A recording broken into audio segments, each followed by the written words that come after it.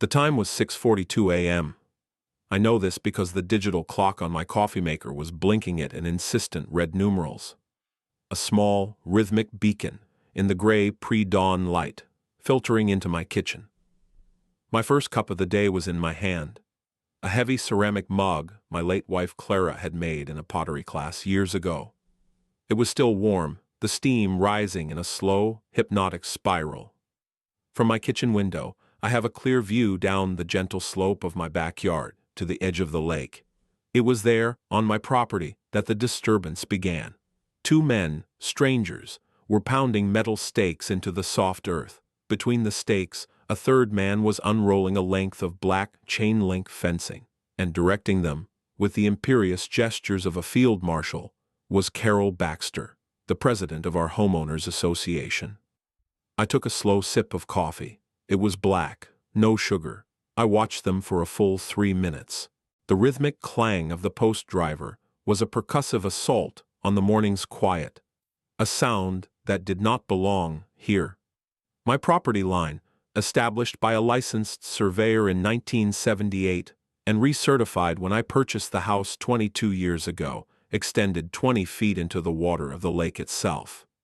The stakes they were driving were a good 50 feet inside that line, effectively severing my access to my own dock and the small patch of sandy shore where Clara and I used to sit. On paper, they were committing criminal trespass and destruction of property. In Carol Baxter's mind, they were restoring order. I set the mug down on the granite countertop, the ceramic making a soft, definitive click.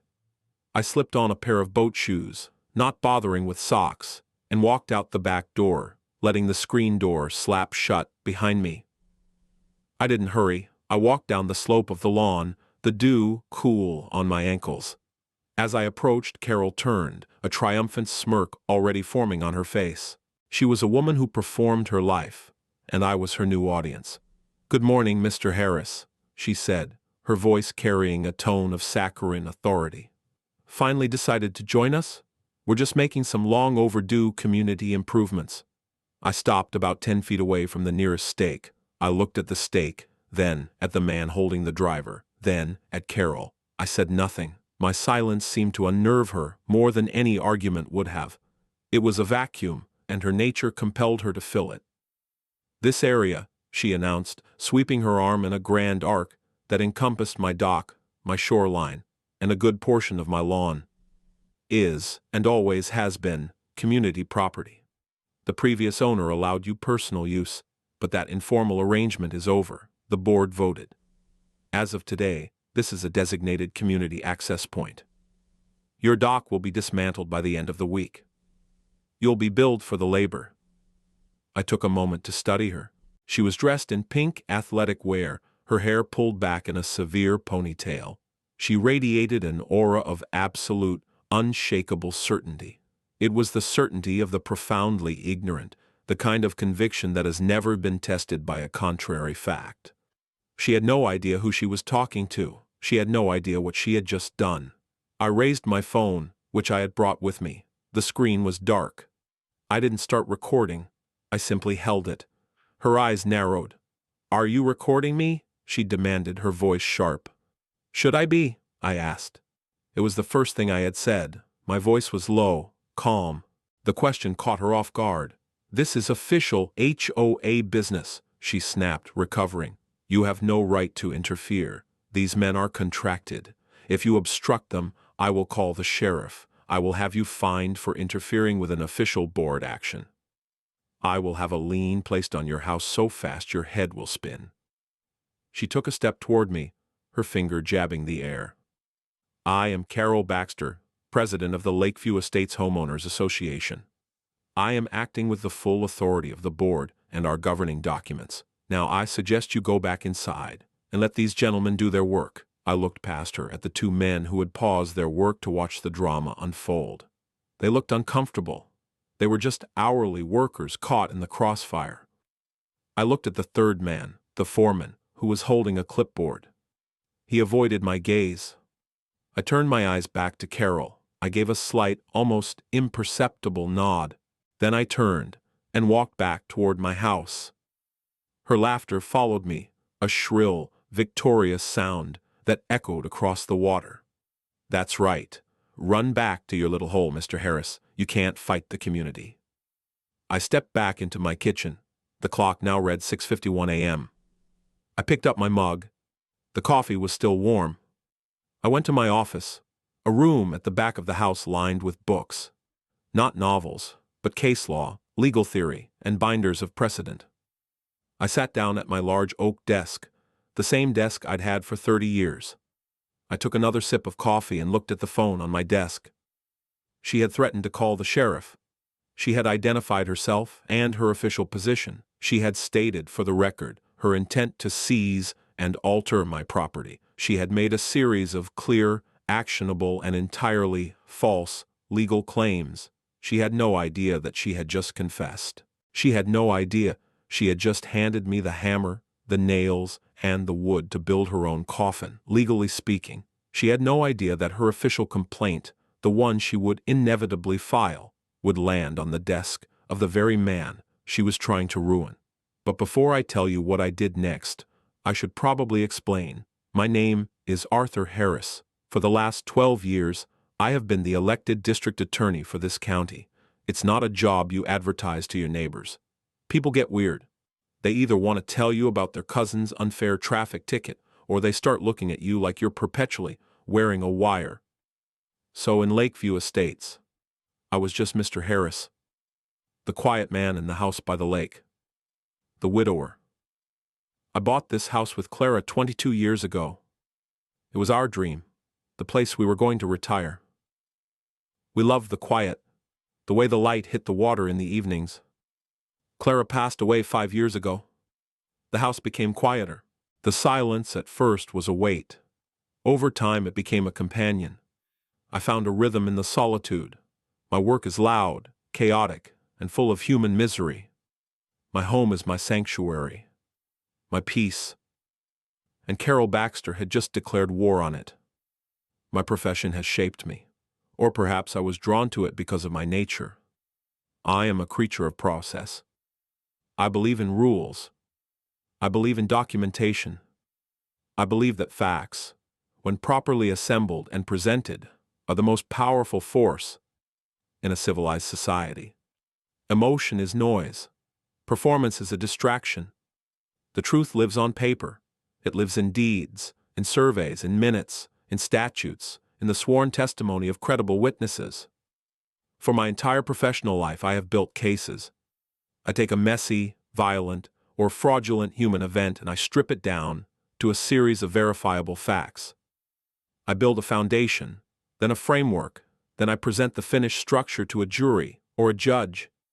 It is methodical. It is patient.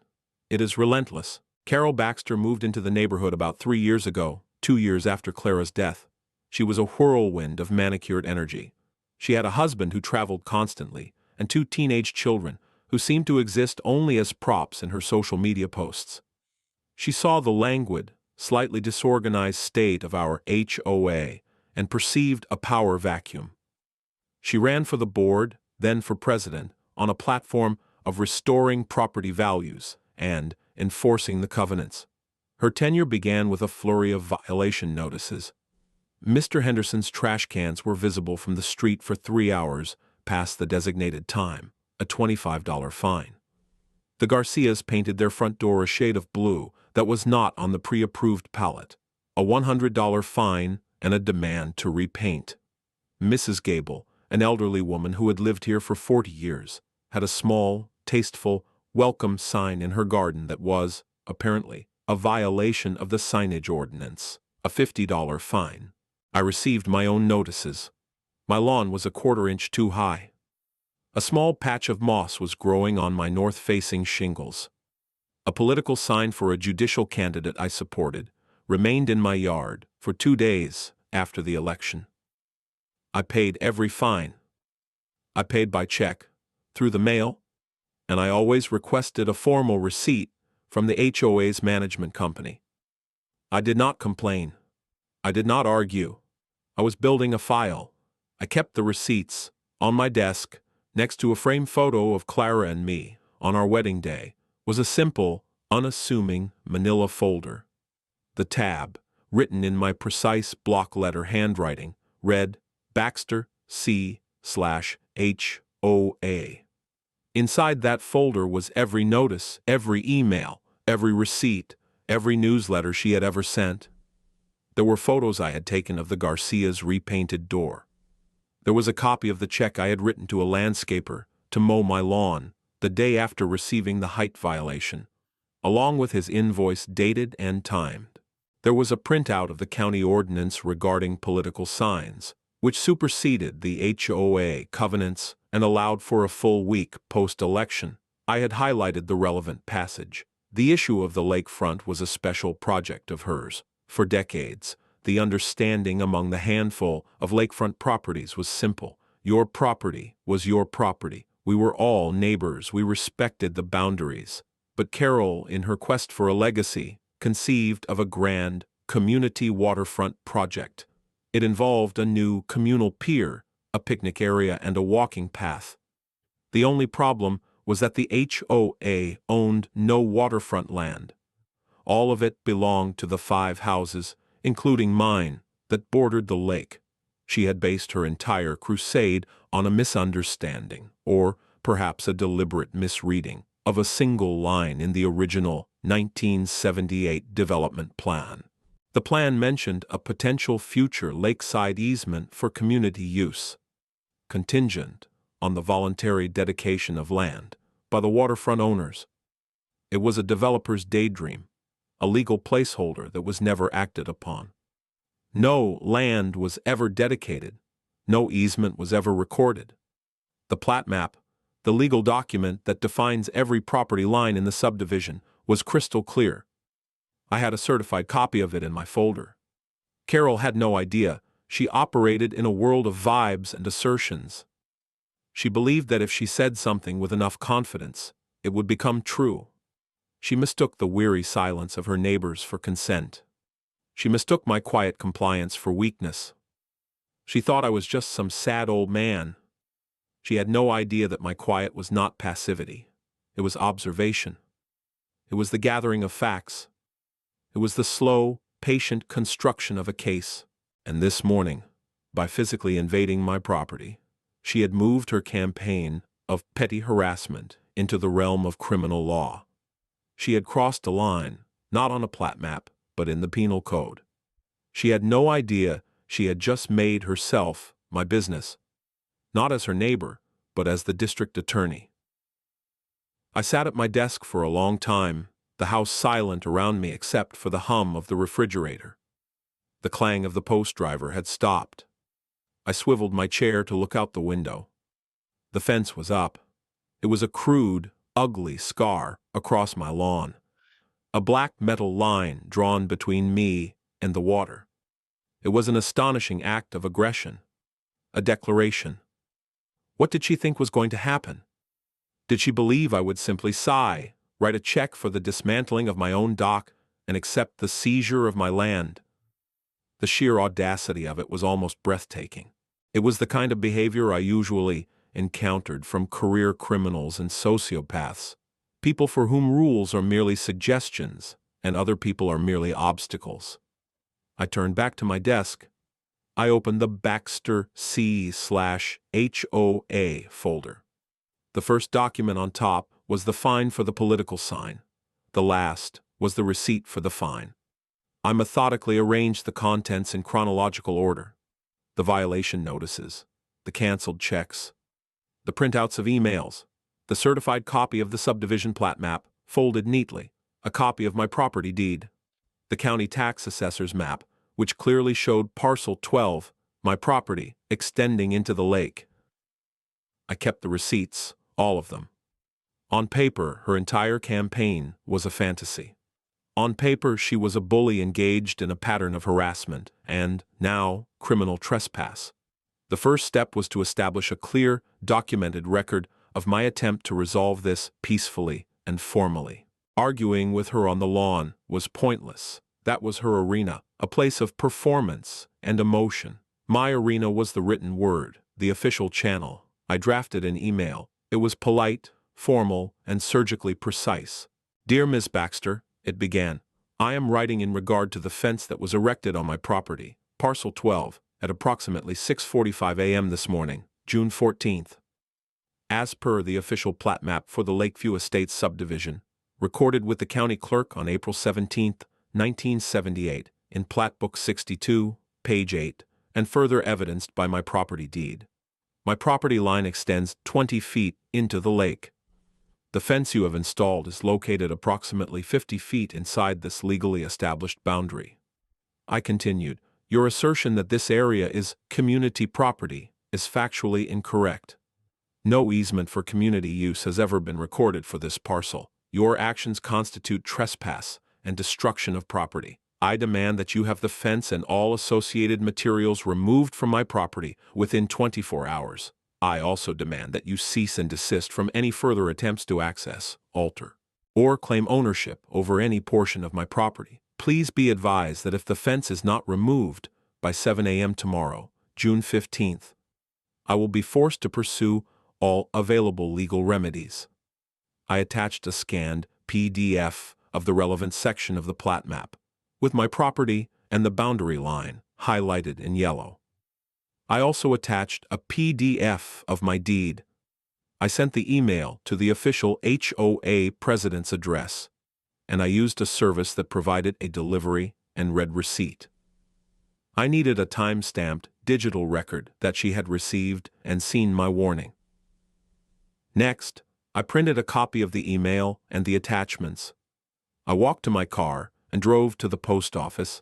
I sent the exact same package of documents to her home address via certified mail with return receipt requested. This would create a second, physical record, a signature from her or someone at her residence, proving delivery. Overkill? Perhaps. But in my line of work, you don't build a case with one pillar. You build it with redundant systems. You assume every piece of evidence could be challenged, so you have another piece to back it up. Her response came less than an hour later, via email. It was exactly what I expected. Mr. Harris, it read, I have received your little email. Your threats are noted, and frankly, hilarious. Your amateurish reading of the plat map is incorrect. The board has consulted with our own experts, and we are on firm legal ground. The fence stays. The community thanks you for your forced contribution to the beautification of our neighborhood. If you touch that fence, we will prosecute to the fullest extent of the law. Consider this your final warning. It was a masterpiece of arrogant self-destruction. She admitted receiving my evidence. She dismissed it without basis. She reasserted her false claims. And she threatened me. I printed the email, time-stamped, and placed it in the folder. The red receipt from my email service pinged. I printed that too. She had no idea that she was essentially co-authoring the charging document against herself. Now, the work began in earnest. This was no longer just about my lawn. It was about a pattern of abuse of power that had been terrorizing my neighbors for 3 years. It was about a woman who believed she was above the rules that govern everyone else. My personal grievance had become a public duty. It was time to stop being Mr. Harris, the quiet widower, and start being Arthur Harris, the district attorney. Not officially, not yet. But, in my methods, I called a man named David Chen. David had been my lead paralegal and investigator for 15 years before he retired. He was younger than me, sharp as a tack, and bored out of his mind with retirement. We had a standing agreement. I could call him for special projects, and he could bill me as a private consultant. It kept his mind engaged and my own skills sharp. Arthur, he answered, his voice bright, don't tell me your ficus is dropping leaves again. Worse, David, I said, looking out the window at the black gash of the fence. I have an HOA problem. There was a moment of silence, then a low whistle. Oh, that's the worst kind. The banality of evil. What's her name and what did she do? I spent the next 20 minutes laying out the entire history. Carol Baxter, the fines, the harassment, the community waterfront project, the fence. David listened, occasionally interrupting with a sharp, clarifying question. Did you get a receipt for the fine? Certified mail? What's the name of the management company? Who's their registered agent?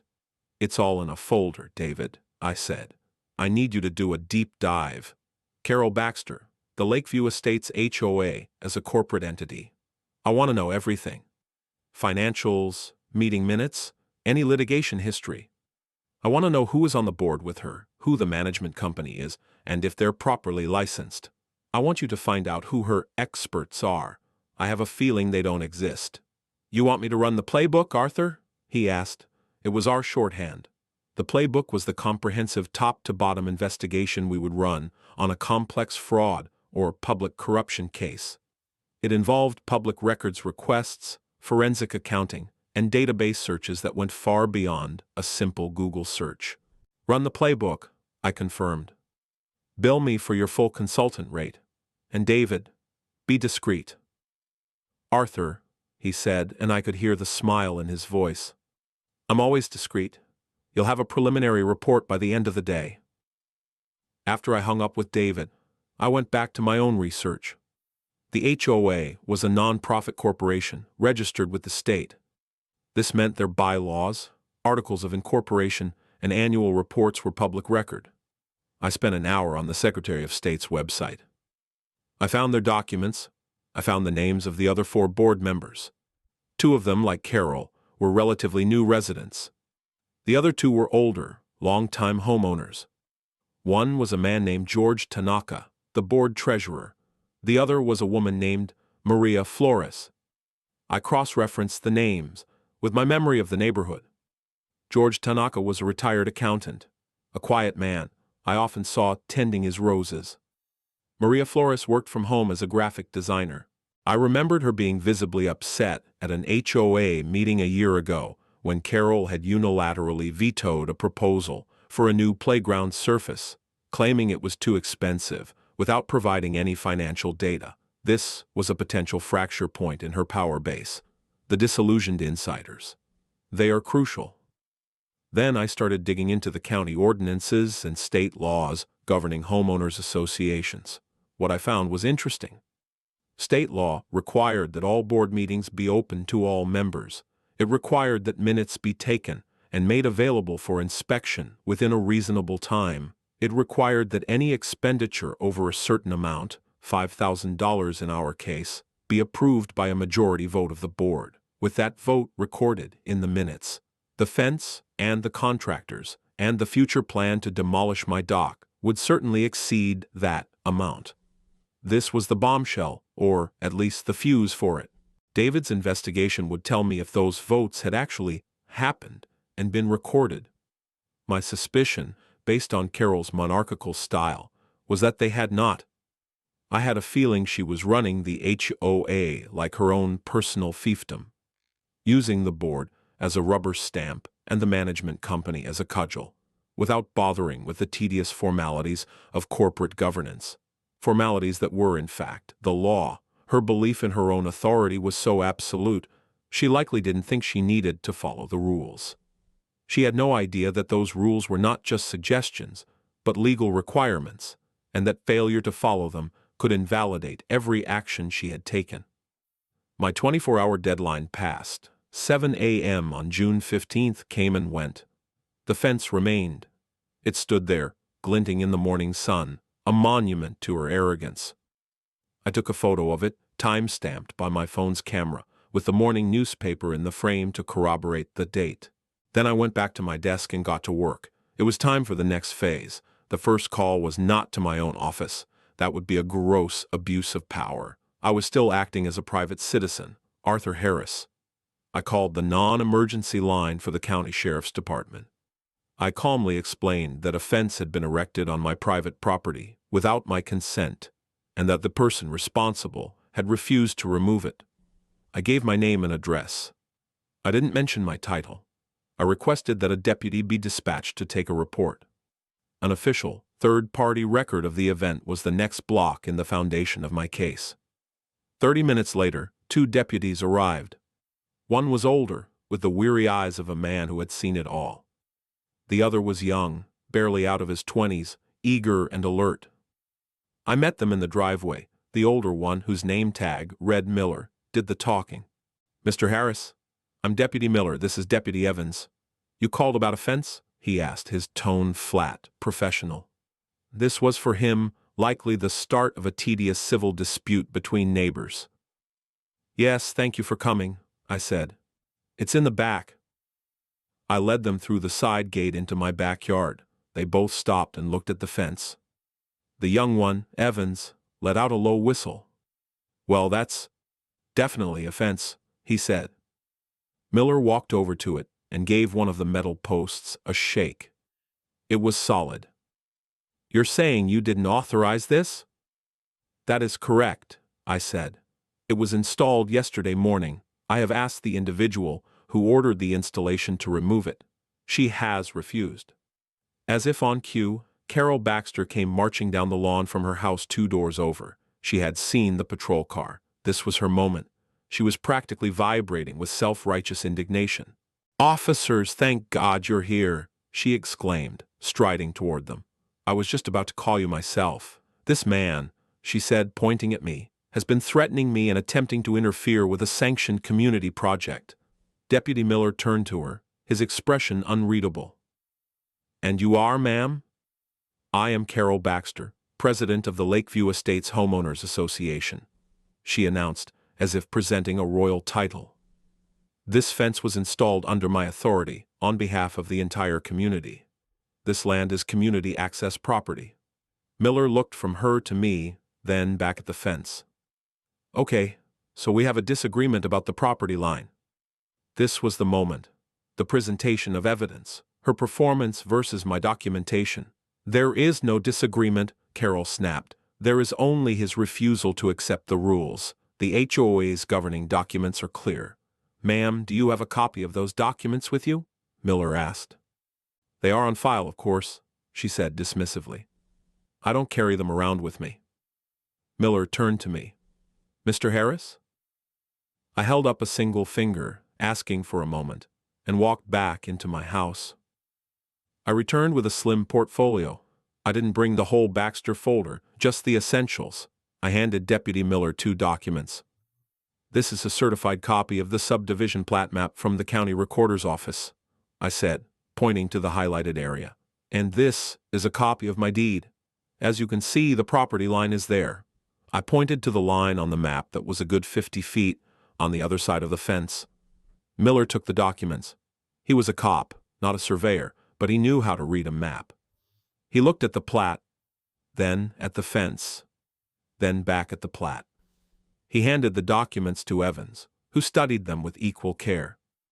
The younger deputy's eyebrows rose slightly. He looked at me, then at Carol, and a flicker of understanding crossed his face. He was connecting the dots. Carol scoffed. "Those papers are irrelevant. They're old. The HOA's rules supersede some ancient map." This was a legally illiterate statement, and Deputy Miller knew it. A recorded deed and a plat map are the bedrock of property law. HOA rules are contractual obligations, powerful in their own sphere, but they cannot unilaterally seize land that is legally titled to an individual. Miller handed the documents back to me. His tone shifted, became more formal. "Ma'am, based on the documents Mr. Harris has provided, this appears to be his property. This is a civil matter. We can't order you to take the fence down, but I can tell you that if he takes it down himself, on his side of the line shown on this map, he would likely be within his rights. And if you were to interfere, you could be the one facing charges." The color drained from Carol's face. This was not how her performance was supposed to go. The authorities were supposed to validate her, to intimidate me. Instead, they were siding with the paper. "This is outrageous," she sputtered. "Do you know who I am? I am the president of the HOA. I represent 200 homeowners." "I understand that, ma'am," Miller said, his patience wearing thin. "But right now, you are an individual standing on what these documents indicate is another individual's private property, next to a fence you had installed without his permission. My advice to you is to consult an attorney and to take this matter to civil court. In the meantime, I would suggest you leave the premises." Before she could respond, I spoke to Deputy Miller. "Deputy, I said, my voice calm and clear. For the record, I would like to make a statement. I want it noted in your report that Miss Carol Baxter has admitted to ordering this installation. I want it noted that I have presented you with a certified plat map and my deed, and I want it noted that she has refused to order the fence removed. I am formally alleging criminal trespass and destruction of property. I saw a flicker of surprise in Miller's eyes. This was not the usual language of a homeowner dispute. This was the language of a prosecutor. He looked at me more closely. I could see the gears turning in his head. Who was this quiet man who spoke in legal formalities? Noted, Mr. Harris, he said, his voice now holding a new note of respect. He turned to Evans. Get all of that for the report, and turn on your body cam if it's not already running. Evans tapped his chest. Carol was left speechless. She had been outmaneuvered, not by shouting or threats, but by quiet preparation and a calm recitation of facts. She glared at me, her face a mask of fury, then turned on her heel and stormed back to her house. The performance was over. Miller handed me a card with a case number on it. Your report will be filed by the end of my shift. You can request a copy in a few days. Thank you, Deputy, I said. You've been very professional. Just doing my job, sir, he said. As they walked away, I heard Evans say quietly to his partner, Did you see his eyes? He wasn't angry. He was building. Miller just grunted in response. That evening I got the preliminary report from David Chen. It was beautiful. It was a symphony of documented malfeasance. David had found that the Lakeview Estates HOA had not filed proper annual financial disclosures with the state for the past 2 years, a direct violation of the Nonprofit Corporation Act. Their corporate status was listed as delinquent. He had cross-referenced the HOA's bank statements, obtained through a source at their management company, who was tired of Carol's abusive phone calls, with the board meeting minutes she had posted on the community website. The minutes were a joke. They were vague, one-page summaries that said things like, board discussed landscaping, and financials were reviewed. There were no recorded votes, no motions, no tallies. More damningly, David had found a series of large payments from the HOA's reserve fund to a company called Baxter Creative Solutions, LLC. The payments were vaguely labeled consulting and project management. A quick search of state records revealed the Baxter Creative Solutions was a limited liability company registered to a single member, Carol Baxter. She was paying herself out of the HOA reserve fund. She wasn't just a bully, she was an embezzler. She had no idea how thoroughly she had exposed herself. On paper, she was a thief. The bombshell discovery, however, was even more profound. David had pulled the original articles of incorporation from 1978. They contained a specific, ironclad provision. To fund any capital improvement project over $10,000 that was not routine maintenance, the board was required to obtain a vote of approval from 2/3 of all homeowners. Her grand waterfront project, with its new pier and landscaping, was estimated in her own newsletters to cost upwards of $50,000. She had never held such a vote. The fence itself, David found through an inquiry with the fencing company, had cost $12,000. She had paid for it out of the reserve fund, a fund legally designated for repairs of existing common elements, not new construction on land the HOA didn't own. She hadn't just broken the bylaws. She had violated the Articles of Incorporation and state law. Every step she had taken was illegal. The folder on my desk was getting thick. The next morning there was a knock on my door. It was not Carol, it was Mr. Henderson from 3 houses down, the man who had been fined for his trash cans. He was elderly, frail, and held a worn baseball cap in his trembling hands. Mr. Harris, he began, his voice barely a whisper. I saw the sheriff here yesterday. I saw you talk to her. You weren't scared. Good morning, James, I said, opening the door wider. Please come in. He sat stiffly on the edge of a chair in my living room. refusing my offer of coffee. He looked like a man who had carried a weight for a long time.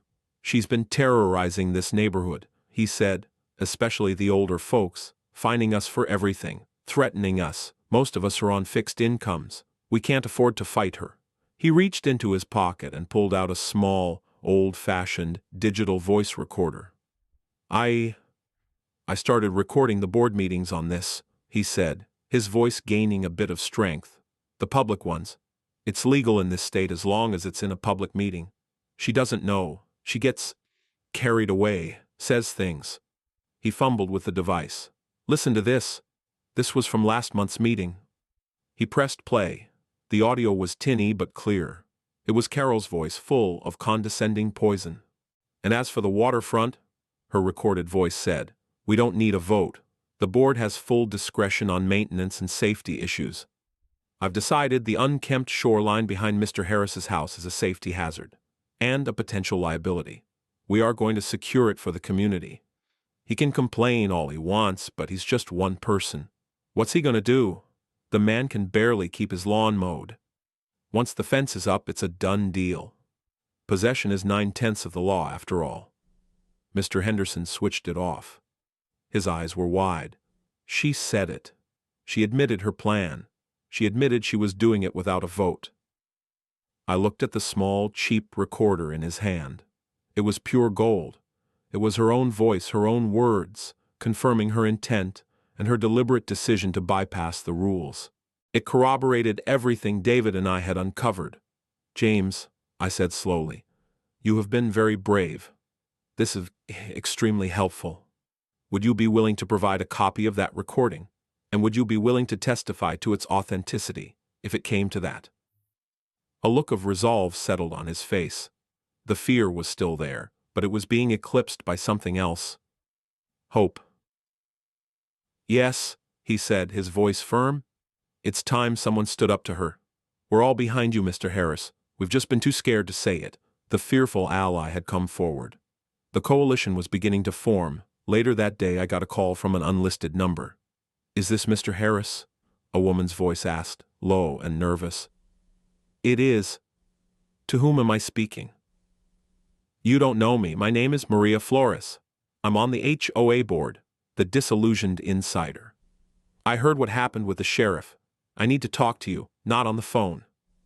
We agreed to meet at a coffee shop in the next town over. She was a woman in her 40s with tired eyes. She told me she had joined the board hoping to make positive changes, but Carol had turned it into a dictatorship. "She bullies everyone," Maria said, stirring her latte. George Tanaka, the treasurer, he's terrified of her. She tells us how to vote. She prepares the minutes herself, before the meetings even happen sometimes. She told us the HOA's lawyer said her waterfront plan was perfectly legal, but she never showed us a letter from any lawyer. When I asked for one, she told me I was being obstructive and threatened to have me removed from the board. She pushed a flash drive across the table. "These are the real financial records. The ones George keeps, not the sanitized version she presents at meetings. It shows the payments to her LLC. It also shows that the reserve fund is nearly depleted. We're close to being insolvent. She spent it all on consulting fees and that ridiculous fence." She looked at me, her expression pleading. "You have to stop her. She's going to ruin this community. She's already emptied our bank accounts." "I am stopping her," I said, picking up the flash drive. It felt heavy, dense with data and deceit. "Thank you, Maria. You did the right thing." The final piece of the pre-confrontation puzzle fell into place 2 days later. Carol, realizing she had lost control of the narrative and that the authorities were not her personal enforcers, made her last, desperate and monumentally stupid move. She escalated.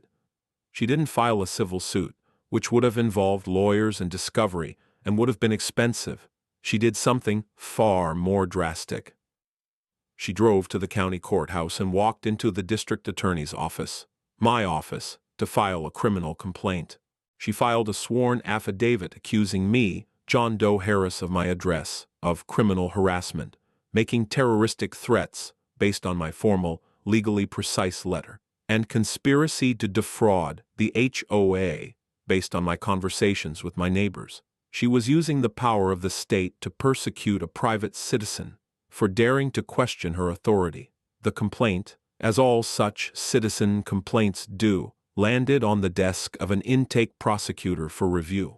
The prosecutor, a sharp young woman named Sarah Jenkins, read the complaint, saw the address of the accused, and her eyes went wide.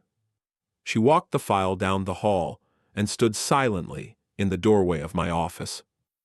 "Arthur," she said, holding up the affidavit, "you need to see this." I took it from her. I read Carol Baxter's looping, angry signature at the bottom of a page filled with lies and paranoid accusations. She was accusing me of crimes, under penalty of perjury, in my own jurisdiction. She had brought her war not just to my home, but to my office. She had just handed me the one thing I still needed: a formal, public, and legally binding forum in which to present my case. She had no idea. She had no idea that she had just filed a criminal complaint against her own district attorney, and in doing so, had turned her petty tyranny into a felony case of perjury and filing a false report. The game was over. It was time for the final move. Because the complaint was filed against me personally, I had to recuse my office from the case immediately. This was a matter of ethics and law. I couldn't be the prosecutor in a case where I was the accused. The case was automatically referred to the State Attorney General's office for review and potential prosecution. This was perfect. It removed any appearance of a conflict of interest on my part and elevated the matter to a higher, more powerful authority. I hired a private attorney, a man named Ben Carter, one of the best defense lawyers in the state and an old, respected adversary. I met him in his office and laid out the entire contents of the Baxter folder: the fines, the letters, the plat map, the deed, the sheriff's report, David Chen's investigation, the financial records from Maria Flores, the audio recording from James Henderson. Ben leaned back in his leather chair, a slow grin spreading across his face. He was a bulldog in the courtroom, but he appreciated the fine art of a well-constructed case. "Arthur," he said, "this isn't a defense. This is a prosecution. This woman hasn't just built a gallows for herself. She's kicked the stool out from under her own feet." The Attorney General's office, after reviewing the complaint and being discreetly provided with a summary of my evidence by Ben, declined to press charges against me. Instead, they opened an investigation into Carol Baxter for perjury and filing a false police report. Simultaneously, the state's Professional Licensing Board opened an investigation into the HOA management company based on David's findings. The dominoes were beginning to fall. But Carol wasn't done. Her ego wouldn't allow for a quiet retreat. The HOA, under her direction, filed a civil suit against me, seeking a declaratory judgment that the land was, in fact, community property, and demanding I pay for the fence and punitive damages for my harassment of the board. This was her forum, a courtroom. It was exactly what I wanted. The day of the preliminary injunction hearing arrived. The HOA was asking the judge to issue an order preventing me from touching the fence until the case was decided. The small county courtroom was packed. On one side sat Carol, flanked by two other board members who looked deeply uncomfortable, and a slick, overconfident lawyer who was clearly in over his head. Behind them sat a handful of her supporters, a clique of fellow busybodies. On my side sat me, Ben Carter, and behind us, a quiet coalition. Mr. Henderson, looking nervous but resolute. Maria Flores, who had formally resigned from the board that morning. The Garcias, whose door had been the wrong shade of blue. Mrs. Gable, whose welcome sign had been deemed offensive, and a dozen other residents of Lakeview Estates who had suffered under Carol's reign. It was a quiet, potent showing of solidarity. The HOA's lawyer went first. He was theatrical, pacing in front of the judge, his voice booming. He spoke of community spirit, of the board's tireless efforts, of the need to preserve shared spaces. He painted me as a reclusive, uncooperative troublemaker, who was selfishly hoarding lakefront access. He presented the HOA's governing documents, pointing to the vague line about a potential future easement. He called Carol Baxter to the stand. Carol's performance was masterful. She wore a conservative navy blue suit, her hair in a soft, matronly style. She spoke with a trembling voice about her love for the community. She dabbed at her eyes with a tissue as she described her fear of my threatening letter. She portrayed herself as a humble volunteer, a public servant being bullied by a wealthy landowner. She claimed the board had unanimously approved the fence project after consulting with legal experts. She lied, beautifully and brazenly, under oath. When it was Ben's turn to cross-examine her, the atmosphere in the room shifted. Ben was not theatrical. He was quiet, methodical, and deadly. He walked to the witness stand and placed a single document in front of her. "Mrs. Baxter," he began, his voice soft, "could you identify this document for the court?" Carol glanced at it. "It appears to be a copy of the subdivision plat map." "The official, recorded plat map, correct? The one filed with the county?" "I suppose so." "Does it show any recorded easement on Mr. Harris's property?" "No, but the covenants—" "Just answer the question, please. Does this legal document show an easement?" "No." The word was clipped. Ben placed another document down. "This is a copy of the HOA's Articles of Incorporation. Are you familiar with Article 9, Section 2, regarding capital expenditures?" Carol's eyes darted to her lawyer, who could only offer a helpless shrug. "I'm generally familiar with the articles. It states that any capital improvement over $10,000 requires a 2/3 vote of the entire membership, does it not? There are exceptions for maintenance and safety. Was the construction of a new fence on private property a maintenance issue, Mrs. Baxter?" "It was a safety issue. The shoreline was unsafe." "Unsafe for whom? The public had no legal right to be there." Ben paused, letting the statement hang in the air. "Mrs. Baxter, how much did the fence cost?" I don't recall the exact figure." "Was it more than $10,000? "It may have been." Ben picked up a new document. "This is the invoice from the fencing company. It shows a total of $12,450. Did you hold a vote of the membership to approve this expenditure?" "Oh, the board approved it. That's all that is required." "So you are testifying under oath that the full board voted to approve this $12,000 expenditure?" "Yes," she said, her confidence returning slightly. "It was unanimous." This was the moment. The collapse. Ben walked back to our table and picked up a flash drive. "Your Honor, I would like to introduce the sworn affidavit of Ms. Maria Flores, who until this morning was a member of the HOA board." He handed a copy to the judge and to the opposing counsel. In her affidavit, Ms. Flores states that no such vote was ever taken. That, in fact, you informed the board that you were proceeding with the fence under your own authority, and that their approval was not needed. Carol's face went blank. The mask of the concerned community leader dissolved, replaced by a waxen stillness. Her lawyer frantically read the affidavit, his own face paling. Ben wasn't finished. "And Mrs. Baxter, you testified that you consulted with legal experts. Could you provide the name of the law firm that advised you that you could seize private property?" It was the HOA's regular counsel." "Their name, please." I don't have it in front of me." "Perhaps because no such consultation ever took place?" Ben suggested gently. "Perhaps because you told the board you had consulted a lawyer when you had not." He let that sink in, then moved to the final fatal blow. He had the court clerk play the audio from Mr. Henderson's recorder. The courtroom was silent as Carol Baxter's own voice filled the space, tinny, arrogant, and utterly damning. "We don't need a vote. I've decided." "What's he going to do?" "Possession is 9/10 of the law, after all." The judge, a stern woman with no tolerance for nonsense, looked down from the bench at Carol. Her expression was one of cold fury. "Mrs. Baxter," the judge said, her voice dangerously quiet, "you are under oath.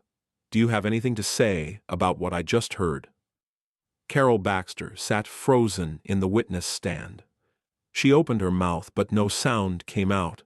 She looked at her lawyer, at the judge, at the faces of her neighbors staring at her. She saw no support. She saw only the reflection of her own deceit. In that moment, she understood the vast, unbridgeable gap between her assertions and the documented reality. She had no idea how completely she had been surrounded, not by enemies, but by the simple, unyielding truth. She had lost. The case, her reputation, her power, it had all evaporated in the face of a few pieces of paper and a cheap audio recording. The judge's ruling was swift and brutal. She denied the HOA's request for an injunction. She found that the fence was an illegal structure built upon a foundation of deceit and in flagrant violation of the association's own governing documents and the property rights of the defendant.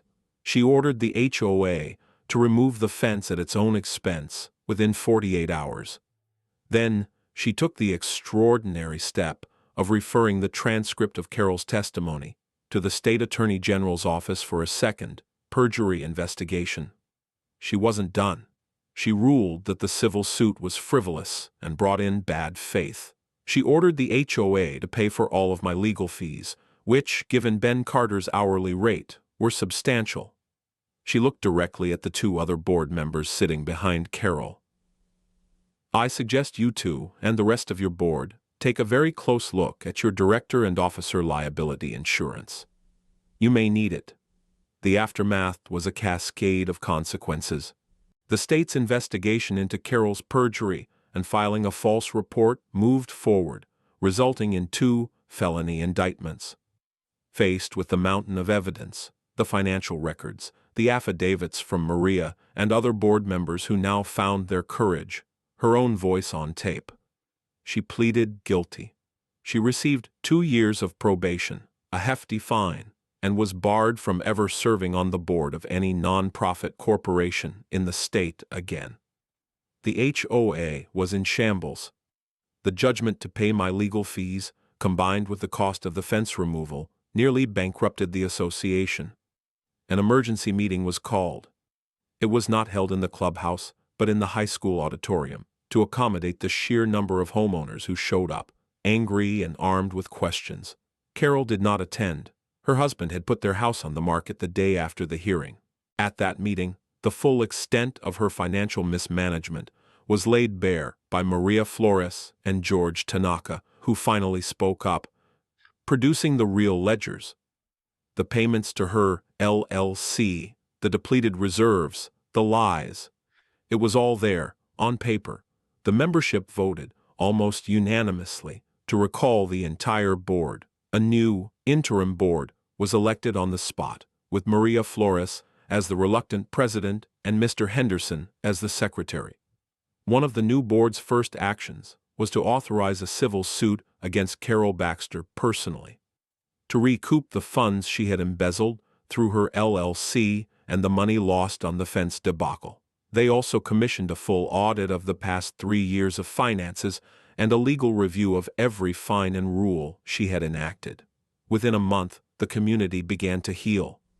The Garcias received a formal apology and a check refunding their fine and the cost of the paint. Mrs. Gable put her welcome sign back in her garden. Dozens of other improperly levied fines were rescinded and refunded. The oppressive cloud of constant surveillance and petty tyranny lifted. People started talking to each other again, not in whispers, but as neighbors. The day after the court hearing, a crew arrived and, in less than 2 hours, dismantled the fence. They rolled up the chain link, pulled the posts from the ground, and filled the holes with fresh soil.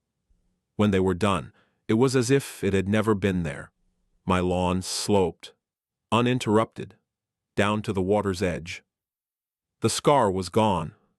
I stood at my kitchen window, holding the same ceramic mug, watching them work.